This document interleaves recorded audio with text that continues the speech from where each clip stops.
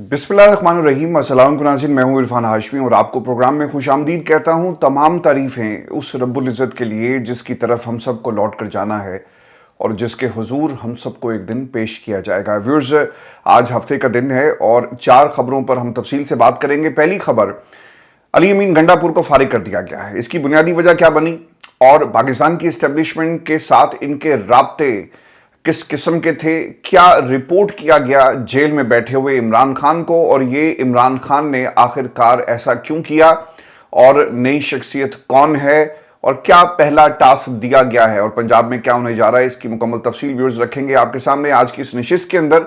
और फिर Donald Trump ने रिचर्ड ग्रेनल के साथ मिलकर एक प्रेस कॉन्फ्रेंस की है। ये वही रिचर्ड ग्रेनल हैं जिनके बारे में नून लीग एक बयानिया बनाती रही कि इन्हें कोई नहीं जानता। ये प्रेस कॉन्फ्रेंस किस नौयत की थी और क्या पैगाम मिला है पाकिस्तान में इस्टेब्लिशमेंट को और हुकूमत में बैठे हुए लोगों की, आखिरकार टांगें जो हैं वो क्यों कांप रही हैं, इसका भी मुकम्मल हाल अहवाल मैं आपके सामने रखूंगा। और फिर 35 लाख नौजवान मुल्क छोड़कर चले गए, इसकी बुनियादी वजह क्या बनी, क्या हमारे निसाब के अंदर कुछ शख्सियात के बारे में जो बातें बार बार दोहराई जाती हैं, नौजवान मायूस हो गया, और ये पाकिस्तान क्या पाकिस्तानी आवाम का भी है या नहीं, इसका भी मुकम्मल जायजा लेंगे आज की इस नशिस्त में। और फिर जस्टिस मंसूर को आधी रात को उठाकर एक पैगाम दिया गया। फोन पर पैगाम देने वाला कौन था और तौहीन अदालत का जो फैसला महफूज किया गया, इस हवाले से सुप्रीम कोर्ट पाकिस्तान से क्या खबर आ रही है, क्या chief justice of Pakistan Yahya Afridi को भी किसी किस्म का नोटिस जारी किया जाएगा, इसका भी एक जायजा मैं रखूंगा। और खबर सुप्रीम कोर्ट पाकिस्तान से आपके साथ हम शेयर करेंगे। लेकिन फिर सबसे पहले आपको बताएं कि अली अमीन गंडापुर ये वो शख्सियत हैं जो मुतअद्दिद बार काफिला लेकर इस्लामाबाद की तरफ चढ़ाई करते हैं। पाकिस्तान तहरीक इंसाफ ने वफाक को टक्कर दी। अली अमीन गंडापुर ने इन काफिलों के जरिए वफाक के अंदर एंटर होकर इस्लामाबाद की शाहराहों पर पाकिस्तान की आवाम को लीड किया। अब पाकिस्तान तहरीक इंसाफ के एहतजाज के ऐलान को लेकर अली अमीन गंडापुर ने जब भी लीड किया तो हर एहतजाज पर हमने एक नई कंट्रोवर्सी देखी। आपको याद होगा कि जब खान साहब ने इन्हें कहा था कि आपने हर हाल में लियाकत बाग पहुंचना है, कारकुनों को तनहा नहीं छोड़ना, तो याद रास्ते से वापस हो गए तकरीर करके, और अलीमा खान लियाकत बाग पहुंचकर इनका इंतजार करती हैं। खान साहब ने फिर एक स्टेटमेंट भी जारी की और ये एक तरह से इनडायरेक्ट तनकीद थी अली अमीन गंडापुर पे कि अगर तुम लियाकत बाग पहुंच जाते तो आज लीडर होते। फिर हमने व्यूअर्स ये देखा कि लाहौर में जलसा हुआ, वहां पर भी ये ताखीर से पहुंचते हैं, रास्ते में तकरीर की, फिर वापस चले गए। फिर इसके साथ साथ इस्लामाबाद संगजानी के मकाम पर भी जो तकरीर की गई उसके अंदर भी इनके खिलाफ मुकदमात जो है वो दर्ज हो जाते हैं, वहां भी लेट पहुंचे।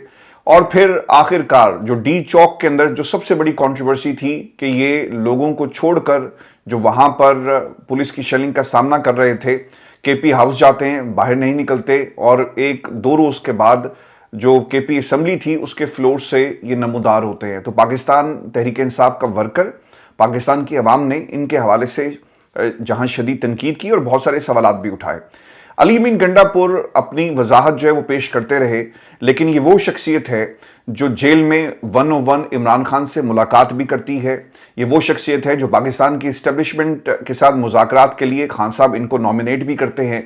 ये वो शख्सियत है जिनके लिए जेल के दरवाजे एक दफ़ा नहीं कई मरतबा खोले गए और इन्होंने पाकिस्तान की इस्टेब्लिशमेंट का पैगाम इमरान खान तक मुतअद्दिद बार पहुंचाया। अब एकदम से ऐसा क्या हुआ कि अली अमीन गंडापुर को उनकी सदारत से जो केपी चैप्टर है वहां से फारिग कर दिया जाता है। व्यूअर्स, खबर ये है, मेरी पेशावर में तहरीक इंसाफ के एक नहीं दोनों तरफ से लोगों से बात हुई और वो ये बताते हैं कि खान साहब को जो पिक्चर पेश की जा रही थी इससे इमरान खान खुश नहीं थे, और जो मुमकिन नताइज की बात बार बार इंश्योर अली अमीन गंडापुर जाकर करते थे वैसे नताइज भी नहीं मिले। मिसाल के तौर पर कहा गया कि हम पाकिस्तान की इस्टेब्लिशमेंट से मुसलसल राब्ते में हैं और बहुत जल्दी एक ब्रेक थ्रू होगा, लेकिन ब्रेक थ्रू नहीं हुआ। तो खान साहब ने फिर ये फैसला किया कि अब अली अमीन गंडापुर की जो क़यादत है केपी की, इसको तब्दील कर दिया जाए। आज जो प्रेस कॉन्फ्रेंस हुई है आपने उसके अंदर जो आतिफ खान भी वहां पर मौजूद थे, शाह फरमान और फिर सलमान अकरम राजा, तो वो ये कह रहे थे कि जनाब चूंकि वर्कलोड बहुत ज़्यादा है और कोऑर्डिनेशन का मसला था, एक बंदे के पास अगर 2 ओहदे होंगे तो वो बेहतर अंदाज में नहीं कर सकता, यानी एक इंतजामी ओहदा है और दूसरा पार्टी की सदारत का, तो कन्फ्यूजन पैदा होती है और लोग जो थे वो अली अमीन गंडापुर से शिकायत कर रहे थे। तो लिहाजा اگر کوئی نگلیکٹ ہو جاتا ہے تو اس چیز کو روکنے کے لیے ہم ان دونوں عہدوں کو الگ کر رہے ہیں، اور یہ عمران خان کے حکم کے بعد جو ہے وہ ہو رہا ہے، بہت جلدی اس حوالے سے نوٹیفیکیشن بھی جاری کر دیا جائے گا۔ ویورز، چیزیں اتنی سادہ نہیں ہیں۔ علی امین گنڈا پور، یاد رکھیے گا، یہ وہ شخصیت تھی جو اسٹیبلشمنٹ سے مسلسل رابطے میں ہے، جو اسٹیبلشمنٹ کا پیغام لے کر عمران خان کے پاس اور پھر عمران خان کی بات کو اسٹیبلشمنٹ تک پہنچانے میں انہوں نے اپنا کردار ایک دفعہ نہیں بار بار ادا کیا۔ جو آپ کے کور کمانڈر پشاور تھے، ان سے ملاقات ہوتی ہے پشاور میں، اور اس ملاقات کو لے کر نون لیگ کے حلقوں میں بڑی بے چینی پائی گئی، آپ کو یاد ہوگا۔ پھر اپیکس کمیٹی میں عمران خان کا جو مقدمہ ہے انہوں نے رکھا، آپریشن کے حوالے سے یہ بات کرتے رہے، اور پھر علی امین گنڈا پور کی وزیراعظم صاحب کے ساتھ جو ہے وہ تلخ جملوں کا تبادلہ بھی ہوا، اور پھر اس میں انوالومنٹ ہوتی ہے آرمی چیف کی، اور انہیں کہا جاتا ہے کہ آپ یہ معاملات جو ہیں وہ اپنے مذاکرات کی میز کے اوپر رکھیں اور یہاں پر یہ باتیں مت کریں۔ لیکن ویورز، خبر یہ بھی پاکستان تحریک انصاف پشاور کا جو چیپٹر ہے وہاں سے یہ آ رہی ہے کہ یہ جو دوسرا گروپ ہے نا، یہ بار بار خان صاحب کو جا کر بتاتا رہا، جس میں جنید اکبر جو پیک کے چیئرمین بنے ہیں یہ بھی شامل ہیں، کیونکہ یہ مخالف گروپ سے ان کا تعلق ہے۔ عاطف خان، ان کا بھی مخالف گروپ سے تعلق ہے۔ شاہ فرمان اور جنید اکبر کو جو فوکل پرسن تھے کے پی کی طرف سے، علی امین گنڈا پور کی طرف سے وفاق میں، ان کو ہٹا دیا گیا۔ تو یہ جو تبدیلیاں اوپر نیچے ہوئی ہیں، اب پتہ یہ چل رہا ہے کہ جو علی امین گنڈا پور کا مخالف گروپ تھا، جو ان سے ہمیشہ ان کے اوپر تنقید کرتا رہا ان کے فیصلوں کی وجہ سے، اب وہ کے پی کے اندر مکمل کنٹرول میں آ چکا ہے، اور یہ صرف اور صرف وزیر اعلیٰ رہیں گے، اور یہ بھی بتایا جا رہا ہے کہ آنے والے دنوں کے اندر شاید انہیں اس کرسی سے بھی ہٹا دیا جائے، اور جو پارٹی کے معاملات ہیں جس انداز میں آپ آگے بڑھیں گے۔ تو علی امین گنڈا پور کو ہٹانے کی جو سب سے بڑی وجہ بتائی جاتی ہے وہ ممکنہ نتائج نہیں تھے، اور ان کو کہہ دیا گیا کہ جناب جو آپ نے وعدے کیے تھے اور جس طرح سے آپ گفتگو کو لے کر چلے، ہمیں کہیں کسی لیول پر بریک تھرو نظر نہیں آ رہا، لہٰذا اب پارٹی کے معاملات جو پولیٹیکل معاملات ہیں اسے کوئی اور لیڈ کرے گا، اور آپ صرف وزارت اعلیٰ کے عہدے تک ہی اپنے آپ کو محدود رکھیں۔ تو ویورز، یہ ایک بڑی ڈیولپمنٹ ہے، اور ایک طرح سے لگتا یہ ہے کہ عمران خان نے ان کے اوپر عدم اعتماد کر دیا، اور اب یہ کرسی سے کب فارغ ہوتے ہیں وزارت اعلیٰ کی ایک دوسرا سوال ہوگا، اور اس کے اوپر بھی بتایا یہ جاتا ہے کہ کام شروع کر دیا گیا ہے، اور کچھ دنوں کے اندر کچھ ایسے نام بھی ہوں گے جو عمران خان کے سامنے رکھے جا سکتے ہیں۔ اب جنید اکبر کا آنا، علی امین گنڈا پور کا اس طرح سے جانا، یہ ہمیں کیا بتا رہا ہے کہ عمران خان سے جو رپورٹ ان کو کیا گیا علی امین کی طرف سے، وہ وعدے ویسے سچ نہیں ہوئے، اور اس کے اوپر عمران خان جو ہے وہ ان سے زیادہ کو خوش نظر بھی نہیں آتے۔ دوسرا کام یہ بھی کیا گیا ہے، سلمان اکرم راجہ نے جو پریس کانفرنس کی، پنجاب کے اندر تحریک انصاف کو آرگنائز کرنے کی سر بہت بڑی اس وقت ضرورت بھی ہے، اور تحریک انصاف کو یہ اب کر لینا چاہیے۔ الیکشن کے بعد تحریک انصاف کو میدان میں ہونا چاہیے تھا، حکومت ابھی نہیں آئی تھی تو حالات ڈیفرنٹ ہوتے۔ اب تو کوئی تنقید جو مریم نواز ہے اس کے اوپر کر ہی نہیں سکتا، چونکہ جو بھی تنقید کرے گا وہ تو اب واٹس ایپ گروپس میں ایڈمن کو بھی گرفتار کروا رہے ہیں اور انہیں پکڑا جا رہا ہے۔ تو تحریک انصاف کو پنجاب میں جو انہوں نے سپیس دی تھی نا، اس کا نقصان آپ دیکھ لیں کیا ہو رہا ہے۔ اگر یہ احتجاج جاری رہتا، یہ لوگوں کو موبلائز کرتے، تو آج حکومت کو پنجاب کی شاید اتنی ان میں جرت نہ ہوتی کہ ایسے قوانین یا پھر آپ ریاستی اداروں کو استعمال کریں۔ تو یہ پاکستان تحریک انصاف کی ایک بہت بڑی اسے کہنا چاہیے ناکامی ہے پنجاب کے اندر۔ اب عالیہ حمزہ کو یہ ٹاسک دیا گیا ہے کہ وہ پی ٹی آئی کو آرگنائز کرے، خواتین ونگ کو۔ پھر اس کے ساتھ ساتھ یہ بھی دیکھنا ہوگا جو اپوزیشن لیڈر ہیں وہ اس حوالے سے انہیں سپورٹ کرتے ہیں یا نہیں کرتے۔ تحریک انصاف کا جی سب سے بڑا مسئلہ پتہ ہے کیا ہے، یہ ان میں نا یونٹی نہیں ہے، اتنی زیادہ گروپ بندی ہے کہ اس کا نقصان پاکستان تحریک انصاف کو بھی ہوتا ہے اور پاکستان کی عوام کو بھی ہوتا ہے۔ دیکھیں، عوام اگر عمران خان سے پیار کرتی ہے وہ تو کسی گروپ میں نہیں ہے نا، وہ تو بے لوث سے محبت کرتی ہے اور یہ سمجھتی ہے کہ موجودہ مسائل کا حل صرف عمران خان کے پاس ہے، اس کے ساتھ زیادتی ہو رہی ہے، عوام کے ساتھ زیادتی ہو رہی ہے، اسے باہر نکالو۔ لیکن گروپ بندی کی وجہ سے یہ جذبات کنورٹ نہیں ہو پاتے ایک موومنٹ میں، ایک انقلاب میں، اور لوگ جو ہیں وہ استعمال ہو جاتے ہیں۔ عوام پر گولی چلتی ہے، لیڈران کہاں پر ہیں؟ غائب ہیں، پہنچتے نہیں ہیں۔ کہا جاتا ہے کہ جناب ہم دریا عبور کر کے آ رہے ہیں، آپ لوگوں نے گھبرانا نہیں ہے۔ تو پنجاب کی قیادت جو ہے وہ ہمیں اس نے کافی زیادہ مایوس کیا۔ مقدمات جو ہیں جی وہ تو کراچی میں بھی بنائے گئے لیکن وہ لوگ پہنچے۔ تو تحریک انصاف کو اس گروپ بندی سے جان چھڑانی پڑے گی۔ اب یہ جو کے پی کے اندر ہوا، اگر کوئی یہ سمجھتا ہے کہ یہ پارٹی کے لیے ٹھیک ہے، مجھے نہیں لگتا کہ یہ پارٹی کے لیے کسی طرح بھی ٹھیک ہوگا۔ एक ग्रुप गया, दूसरा ग्रुप आ गया, दूसरा ग्रुप जो पहले को नहीं मानेगा, पहला वाला दूसरे को नहीं मानता था, तो नुकसान तो पाकिस्तान तहरीक इंसाफ का हो रहा है, अवाम का हो रहा है। तो यूनिटी का बहुत बड़ा मसला है तहरीक इंसाफ के अंदर, और ग्रुप बंदी ने इसको बहुत ज्यादा नुकसान पहुंचाया है। मैं भी आपको यह भी खबर दे दूं, पाकिस्तान के अंदर एक तबका ऐसा है जो हर उस बयानिए को काउंटर करने के लिए मैदान में आ जाता है जो इमरान खान की रिहाई से जुड़ा होता है। मिसाल के तौर पर रिचर्ड ग्रेनल साहब की बहुत सारी ट्वीट्स थी, एक टेलीविजन चैनल को उन्होंने पैगाम भी दिया और डायरेक्ट मुखातिब करते हुए वो ट्वीट्स करते हुए नजर आए। इमरान खान की रिहाई के हवाले से रिचर्ड ग्रेनल ने सबसे पहले आवाज उठाई, तो इसके ऊपर पाकिस्तान में कुछ सहाफ़ियों ने ट्वीट्स करना शुरू कर दी, अपने प्रोग्राम्स में तज्जिए पेश कर दिए कि देखिए जी, रिचर्ड ग्रेनल जो है वो कोई इन्फ्लुएंशियल शख्सियत नहीं है और ये सिर्फ पाकिस्तान तहरीक इंसाफ का एक तरह से प्रोपेगेंडा है, और रिचर्ड ग्रेनल को कोई मानता भी नहीं है। फिर आपको याद होगा कि कुछ शख्सियात जो अमेरिका में बैठी हुई थी और उनके हवाले से भी सवाल किया गया कि भाईजान, आप डोनाल्ड ट्रंप के वाकई कोई मुशीर हैं भी, या फिर पाकिस्तान की आवाम को आपने धोखा दिया हुआ है, और 2016 में लास्ट टाइम आपकी मुलाकात हुई। तो ये सब कुछ अमेरिका में हो रहा था और लोग रिचर्ड ग्रेनल के हवाले से कह रहे थे कि जनाब कुछ नहीं है, ये सिर्फ तहरीक इंसाफ का शोशा है। अब आपको पता लग गया होगा कि एक इंतहाई अहम प्रेस कॉन्फ्रेंस हुई डोनाल्ड ट्रंप की सदर बनने के बाद। रिचर्ड ग्रेनल के साथ वो बैठे हुए हैं और वो क्या कहते हैं, वो रिचर्ड ग्रेनल की तारीफ कर रहे हैं, और ये तारीफ शायद उन लोगों पर बहुत भारी पड़ी होगी जो रिचर्ड ग्रेनल के बारे में कहते थे कि जनाब ऐसी कोई शख्सियत नहीं और ये सिर्फ ट्वीट्स के ऊपर जिंदा रहने वाली बात है। रिचर्ड ग्रेनल ने इमरान खान की रिहाई का एक दफा नहीं बार बार मुतालबा किया, डीप स्टेट का वो हवाला देते रहे, फिर रेड वेव का जिक्र भी उन्होंने किया कि पाकिस्तान के अंदर रेड वेव जो अमेरिका में आई, इससे पाकिस्तानी किस हद तक मुतासिर हैं।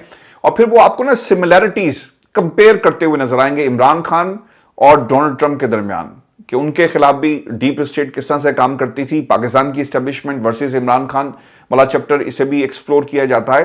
तो रिचर्ड ग्रेनल एक ऐसी शख्सियत जो डोनाल्ड ट्रंप के ना सिर्फ राइट हैंड है, उनके करीबी हैं, बल्कि ये बातें डोनाल्ड ट्रंप अपनी प्रेस कॉन्फ्रेंस में खुद करते हुए नजर आते हैं। तो ये बिजली बन के गिरी है ये स्टेटमेंट और ये प्रेस कॉन्फ्रेंस उन तमाम लोगों पर जो रिचर्ड ग्रेनल के वजूद को मानने को तैयार नहीं थे, और इमरान खान अब इस पूरी इक्वेशन में कहां स्टैंड करते हैं और ये वार्निंग कैसे है, ये मैं आपके सामने कुछ हकायक रख देता हूं। रिचर्ड ग्रेनल के बारे में डोनाल्ड ट्रंप के ये अल्फाज हैं कि सालों से मेरे लिए शानदार कारकर्दगी का मुजाहरा कर रहे हैं। जर्मनी में एम्बेसडर थे, अब रिचर्ड ग्रेनल सदारती एलची हैं। रिचर्ड ग्रेनल सालों से मेरे लिए शानदार कारकर्दगी दिखाते आए, ये जर्मनी में एम्बेसडर थे, और एंजेला मर्केल की तारीख का सबसे खुशगवार दिन वो था जब मैंने रिचर्ड ग्रेनल को जर्मनी के चांसलर के ओहदे से हटाकर इंटेलिजेंस में अहम तरीन ओहदा दिया। रिचर्ड ग्रेनल का जर्मनी में करियर शानदार था। रिचर्ड ग्रेनल के होते हुए मुझे किसी दूसरे शख्स की जरूरत नहीं है। अब आपको पता लग गया कि रिचर्ड ग्रेनल कितना अहम है, और डोनाल्ड ट्रंप रिचर्ड ग्रेनल की अहमियत को स्टेट लेवल पर बताते हुए प्रेस कॉन्फ्रेंस में नजर आ रहे हैं, और बिल्कुल साथ बैठाकर। तो ये बिजली बनकर प्रेस कॉन्फ्रेंस गिरी होगी पाकिस्तान में ताकतवरों के ऊपर, और पाकिस्तान की हुकूमत जो असल में बेनिफिशियरी है इस निज़ाम की, ताकतवर तो ठीक है निज़ाम की मुंतकली कर देंगे, उन्हें तो फर्क नहीं पड़ेगा, लेकिन जो बेनिफिशियरी थे जिन्होंने सब कुछ कुर्बान कर दिया अपनी एक कुर्सी के लिए और अपने खानदान के लोगों को इक्तदार में लाने के लिए, अब उनका क्या अंजाम होगा, इस प्रेस कॉन्फ्रेंस में एक वार्निंग थी उन तमाम लोगों के लिए। व्यूअर्स, नून लीग ने ये बयानिया बनाया, लेकिन अब वो क्या करेंगे ये एक इंतहाई अहम सवाल है उन तमाम लोगों के लिए जो रिचर्ड ग्रेनल की हैसियत को चैलेंज करते रहे।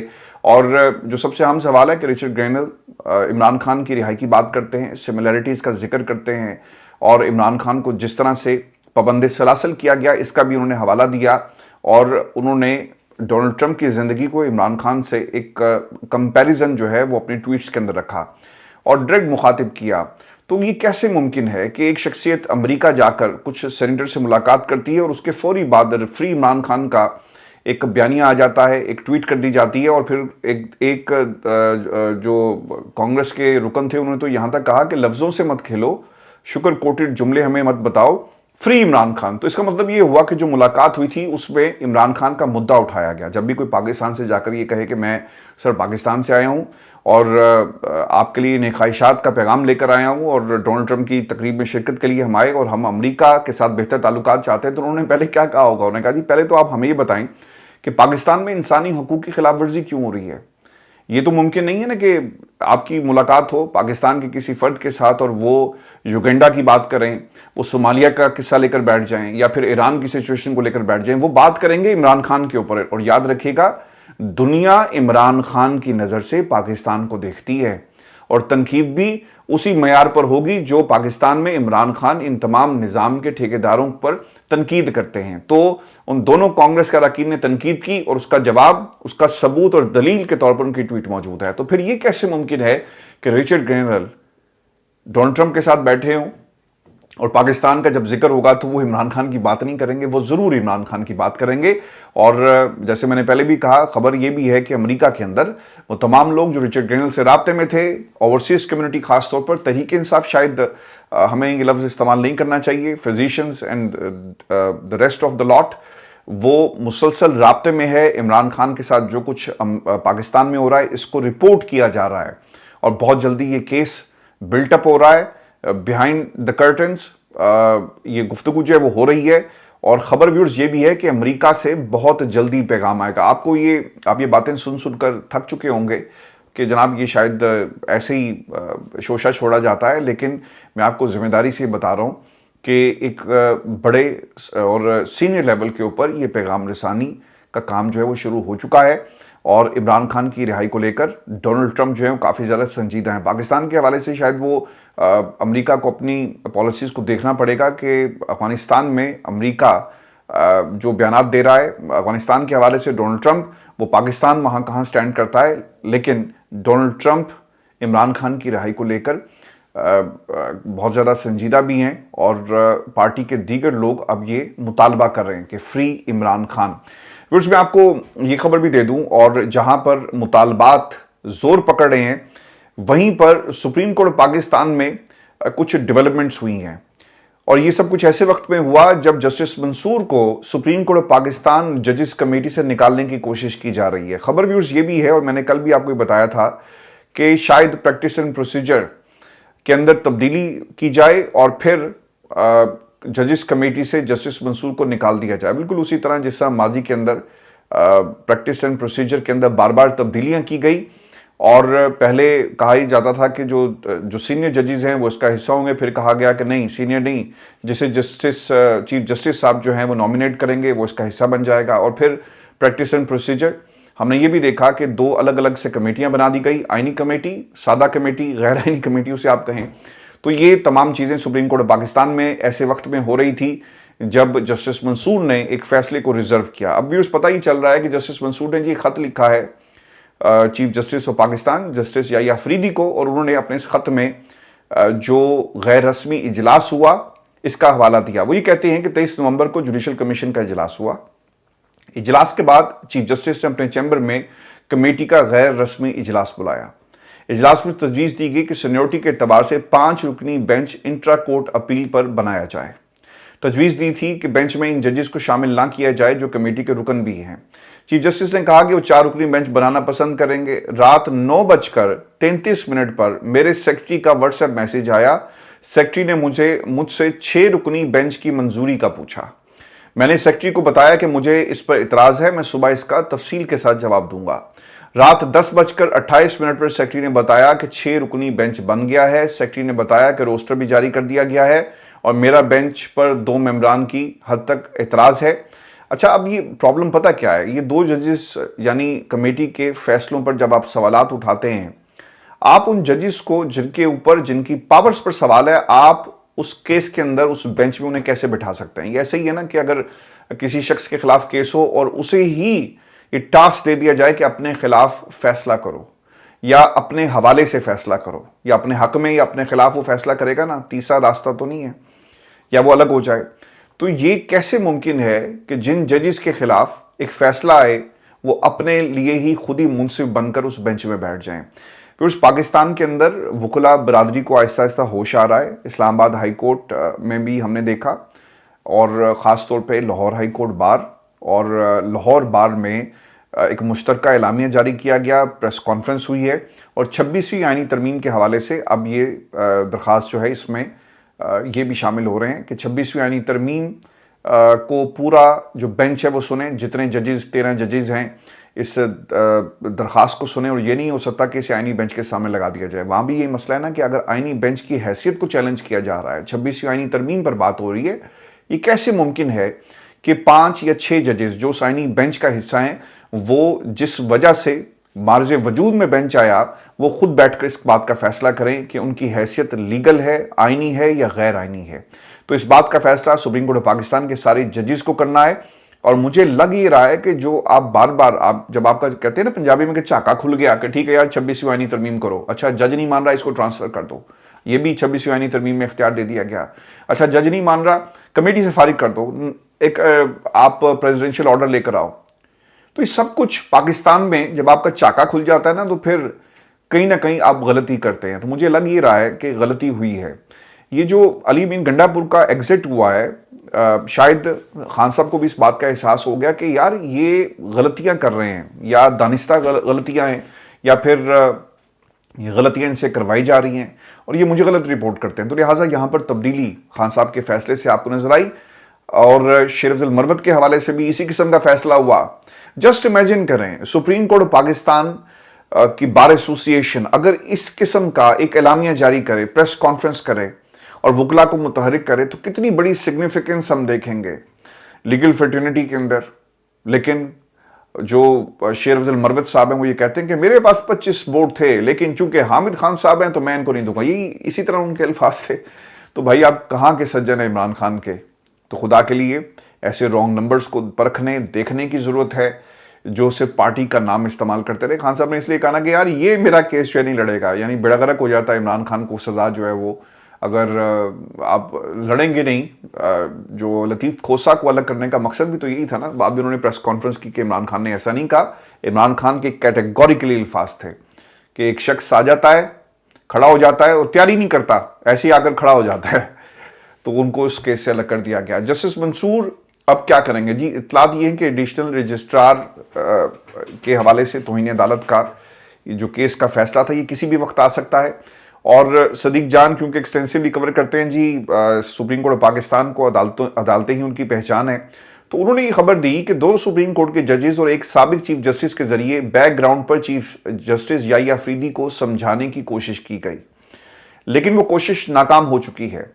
اگر جسٹس منصور اور جسٹس عقیل کوئی جوڈیشل آرڈر کرتے ہیں اور جسٹس یحییٰ افریدی بند کمرے میں بیٹھ کر اس پر عمل درآمد نہیں کرتے تو جسٹس منصور اور جسٹس عقیل دوبارہ بیٹھ کر چیف جسٹس کو توہین عدالت کا نوٹس جاری کر سکتے ہیں. تو یہ ایک بہت بڑی ڈیولپمنٹ ہوگی کہ سٹنگ چیف جسٹس کو توہین عدالت کا نوٹس ہو. تو آپ کس کے ساتھ کھڑے ہوں گے یہ بات آپ نے بھی فیصلہ کرنا ہے. انہوں نے تو فیصلہ کر لیا تھا جس دن ایک خبر آئی سپریم کورٹ پاکستان کے ایک رپورٹر کی طرف سے, اور اس نے بتایا, کلیم یہ کیا, دعویٰ یہ کیا گیا کہ ایک صاحب نے بلایا جسٹس منصور کو, تو صاحب کو انکار کر دیا گیا کہ بھئی میں نہیں ملنا چاہتا. پھر بلایا کہ آ جائیں مل لیں, انہوں نے پھر انکار کر دیا. پھر بلایا, پھر انکار کر دیا. پھر انہوں نے ان کو نہیں بلایا, انہوں نے کسی اور کو بلایا. تو انہوں نے بغیر کسی ڈیلے کے سوچے سمجھے اٹھے اور چلے گئے, ملاقات کی, اور پھر اس کے بعد کیا ہوا کہ وہ جسٹس منصور کو ریپلیس کر دیتے ہیں. تو ویورز یہ پاکستان میں عدالتی نظام ہمارا کس طرف جا رہا ہے یہ اس کی سب سے بڑی مثال ہے. اور میں آپ کو جاتے جاتے اس نظام کے چلانے والوں کے لیے یہ ایک پیغام کہیں, ایک سوال کہیں, ایک ایسی سچویشن, آپ کے لیے سب سے زیادہ قیمتی چیز کیا ہوتی ہے؟ ذہین لوگ جو اس ملک کو, اس کی معیشت کو کھڑا کر سکتے ہیں. لیکن آپ کیا کر رہے ہیں؟ برین ڈرین پاکستان کے اندر ہو رہا ہے. 5 سالوں میں خبر سر یہ آ رہی ہے کہ 35,50,000 ہنرمند پاکستانی روزگار کی خاطر بیرون ملک چلے گئے. جو بچہ یا جو ہنرمند پاکستان کی اکانومی کو فائدہ دے سکتا تھا, آپ یہ کہتے ہیں کہ یار جان چھڑاؤ اس سے, کیونکہ اپرچونٹیز نہیں ہیں. میں نے آپ کو اس دن بھی بتایا تھا اور بعد میں مجھے اس کا بہت زبردست قسم کا فیڈ بیک آیا, ڈاکٹرز کے پاس نوکری نہیں ہے. ہم اپنے نظام کے اندر ڈاکٹر جس کو بنانے کے لیے ایک باپ کی ساری زندگی کی جمع پونجی لگ جاتی ہے, ڈاکٹر بناتا ہے لیکن پتہ ہی چلتا ہے کہ جناب نوکری نہیں ہے. وہ کیا کرے پھر آپ بتائیں؟ تو پاکستان میں اگر ہم اب ڈاکٹرز کو نوکریاں نہیں دے سکتے, ہم نے کسی اور کو نوکری کیا دینی ہے؟ ریڈی, میں کوئی تذلیل نہیں کر رہا ہے اس پیشے کی, یہ ہر انسان کا پیشہ جو ہے مقدس ہے کیونکہ وہ محنت کر رہا ہے. ریڈی پر نان چنے بیچنے والا وہ دن جب ختم ہوتا ہے تو زیادہ پیسے لے کر جاتا ہے، لیکن ہمارے بچے، ان کے پاس نوکریاں نہیں ہیں جو ڈاکٹر بن کے پھر رہے ہیں۔ تو ہنرمند پاکستانیوں کا وہ کیا کرے گا؟ وہ یہی کرے گا نا کہ ٹھیک ہے ابا جی کوشش کریں گے قرضہ لے کر۔ کسی دوست نے کہا تھا کہ میں نے اپنے بیٹے کو سعودی عرب بھیج دیا ہے پیسہ اکٹھا کر کے، اس دن میں جو ان کے کمنٹس پڑھ بھی رہا تھا۔ تو جیسے مرضی پیسہ اکٹھا کریں گے، آپ پاکستان سے باہر بھیجیں گے نا۔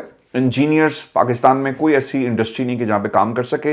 سول انجینئرز، ہاں سڑکیں بنانے کے لیے آپ کو کسی ٹھیکیدار کے انڈر جا کر کام کرنا ہوگا۔ کمپیوٹر انڈسٹری، انٹرنیٹ تباہ ہو گیا۔ ڈاکٹرز جو ہیں، آپ کے پاس انفراسٹرکچر ہی نہیں کہ آپ اپنے ڈاکٹرز کو فیسیلیٹیٹ کر سکیں یا اس سسٹم کے اندر انڈکٹ کر سکیں، کیونکہ ہم نے کبھی نیشنل ہیلتھ سروس کا قیام یا اس بارے میں سوچا ہی نہیں ہے۔ ہر صوبہ جو ہے اپنے حساب سے چل رہا ہے۔ اور سکل سیٹ، ہمارے ہاں تعلیم ایسی دی نہیں جاتی بچوں کو کہ وہ اپنے پاؤں پر خود کھڑا ہو سکیں یا ملک کی اکانومی کے اندر کسی قسم کی کنٹریبیوشن کر سکے۔ ایک انٹرنیٹ ایک ایسی چیز تھی جہاں پر بچے بیٹھ کر پیسہ کماتے تھے، وہ سلسلہ بھی ان سے چھین لیا گیا، اور شاخ کا بار بار حملہ ہوتا ہے کہ جناب یہ تذلیل کرتے ہیں، توہین کرتے ہیں، ٹویٹس کرتے ہیں۔ تو آپ نے اس ملک کے ساتھ، جہاں آپ نے غالباً کلیم ان کا یہی تھا نا کہ ہم ایک سال میں کوئی 1 لاکھ کے قریب یا 2 سالوں میں 1 لاکھ کے قریب گریجویٹس دیں گے، تو سر وہ گریجویٹس کہاں سے آئیں گے جب آپ کا انٹرنیٹ ہی پاکستان کے اندر ویسے نہیں چلے گا؟ بہتر مستقبل کے لیے خبر یہ ہے کہ یومیہ 2000 ہنرمند پاکستانیوں کا بیرون ملک، ایک دن کے اندر 2000 پاکستانی باہر جا رہا ہے، تو سر اکانومی تو پھر آپ کی جو ہے وہ نہیں چل سکے گی۔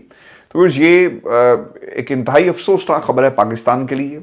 اپنے کمنٹ ضرور بھیجیے گا کہ آپ اپنے بچوں کو کس قسم کی تعلیم دے رہے ہیں اور کیا بنانا چاہتے ہیں، انہوں نے کیا مشکلات پیش آ رہی ہیں ایز اے پاکستانی، کیونکہ یہ ہماری جنگ ہے اور اسے ہم نے ہی لڑنا ہے۔ یہ حکمران آ کر نہیں لڑیں گے، یہ ہماری جنگ ان حکمرانوں کے ساتھ ہے اور نظام کے ٹھیکیداروں کے ساتھ ہے۔ سیاست تو ہوتی رہے گی، لیکن ہمارا بچہ جو بہتر مستقبل کے لیے سارا دن در بدر پھر رہا ہے، اسے ہمیں سنبھالنا ہے، اس کا ہاتھ پکڑنا ہے اور اسے اس کے مقام تک، جو اس کا اصل مقام ہے، جو ڈیزرو کرتا ہے، لے کر جانا ہے۔ ویورز اپنے کمنٹ ضرور بھیجیے گا، اس حوالے سے جو ڈسکشن ہے وہ اوپن ہے اور ہم اس کو انشاءاللہ آگے بھی کنٹینیو کریں گے۔ اپنا خیال رکھیے گا، ہمارے دوسرے چینل کو ضرور سبسکرائب کریں۔ آپ دوستوں نے 2000 جی واچ منٹس ہو چکے ہیں، ہمیں مزید 2000 گھنٹوں کی ضرورت ہے اور وہ آپ کے تعاون سے ممکن ہے۔ میں مزید کام اس کے اوپر اپلوڈ اس لیے نہیں کر رہا، میں چاہ رہا ہوں کہ ایک دفعہ یہ مونیٹائز ہو جائے اور پھر اس کے بعد اس کو ہم اپلوڈ کریں گے۔ عرفان ہاشمی ٹاکس، ڈسکرپشن میں لنک موجود ہے، آپ اس کا واچ ٹائم پورا کروائیں اور انشاءاللہ پھر اللہ تعالیٰ کے حکم سے اور آپ دوستوں کے تعاون سے یہ ہمارا ایک ایسا پلیٹ فارم بن جائے گا جہاں پر آپ بھی کنٹریبیوٹ کریں گے۔ انشاءاللہ آپ کے تعاون سے ہم آئیڈینٹیفائی کریں گے اور پھر کوشش یہ بھی کریں گے کہ اسے پورے ملک میں ہم لے کر جائیں، جہاں جہاں بھی اسکل سیٹ سینٹرز ہم بنا سکتے ہیں، وہ انشاءاللہ یہ میرا پلان ہے اور انشاءاللہ اسے ضرور میں آپ کو کر کے دکھاؤں گا۔ اس میں اللہ تعالیٰ کی اگر ہمیں مدد رہی اور آپ دوستوں کا ساتھ رہا تو یہ ضرور پورا ہوگا۔ اپنا خیال رکھیے گا، اجازت دیجیے، اللہ نے کے بعد۔